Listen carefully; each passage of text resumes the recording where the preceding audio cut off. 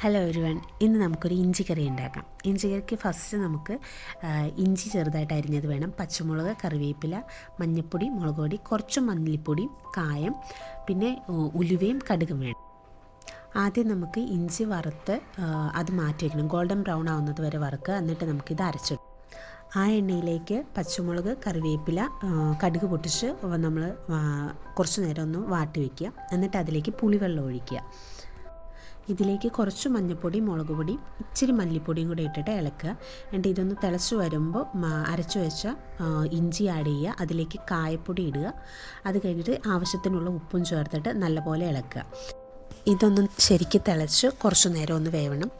അത് കഴിയുമ്പോൾ നമുക്കിതിലേക്ക് ശർക്കര പാനിയാണ് ഒഴിക്കേണ്ടത്. ആദ്യം നമ്മൾ പുളിവെള്ളവും ശർക്കരപ്പാനി മാറ്റി വെച്ചിട്ടുണ്ടായിരുന്നു. അപ്പോൾ ഇത് തിളച്ച് ശരിക്കൊന്ന് ആയി കഴിയുമ്പോൾ അതിലേക്ക് ശർക്കരപ്പാനി ആഡ് ചെയ്തിട്ട് നല്ലപോലെ ഇളക്കി കുറച്ചൊന്ന് വറ്റിച്ചെടുക്കുക. ഇത് വറ്റിച്ചെടുത്ത് കഴിഞ്ഞിട്ടുണ്ടെങ്കിൽ നമ്മുടെ പുളിയിഞ്ചി കറി റെഡിയായി.